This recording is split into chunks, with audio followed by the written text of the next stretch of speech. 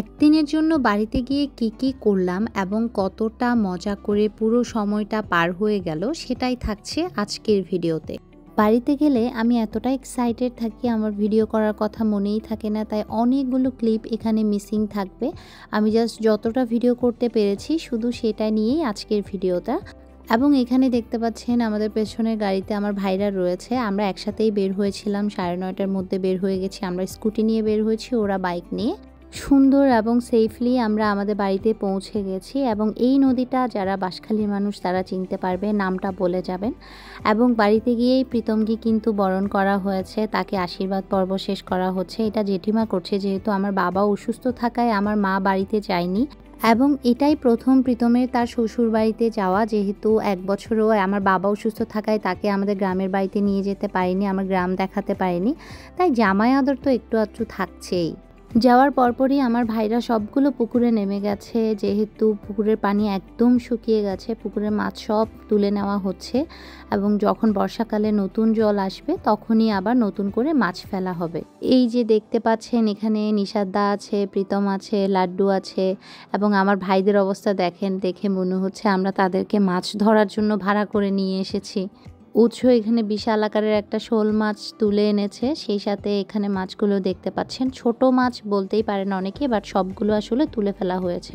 তারপর বিকেলের দিকে আমরা রেডি হয়েছি শাড়ি পরে একটু ঘুরতে যাব, তাই আমরা 3 বোন রেডি হয়েছি, বাকি 2 বোনের বাড়িতে যাওয়া হয়নি। আর এইদিকে সুন্দর ফুল দেখে প্রীতম তার ব্যক্তিগত ফুলকে ফুল উপহার দিতে চেয়েছে।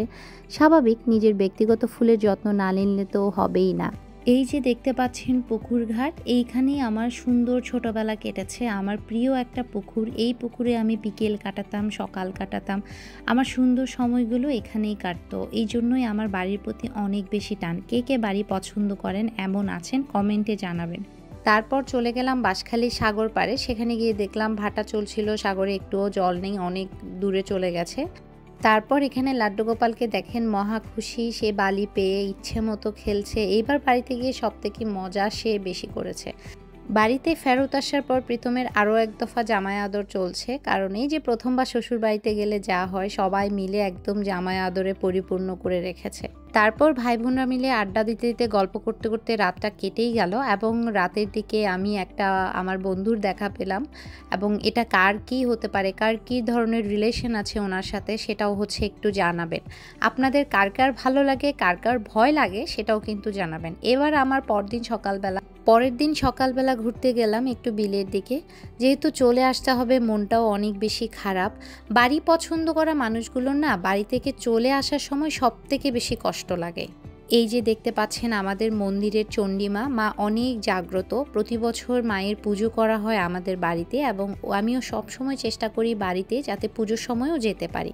তারপর আমরা বের হয়ে গেলাম, যেহেতু সন্ধে হয়ে গেছে, আমার আর ভিডিও ক্লিপ নেওয়া হয়নি। এবং আমরা আবারও সেফলি আমরা আমাদের বাসায় পৌঁছে গেছি। শিকদার বাড়ির জামাইদের সাথে তো আপনাদের পরিচয় করিয়ে দেওয়া হলো না। শিকদার বাড়িতে মোট 5টা জামাই রয়েছে, বড় 2জন জামাই এখানে মিসিং, এখানে একদম ছোটোর দিক থেকে 3 জন রয়েছে।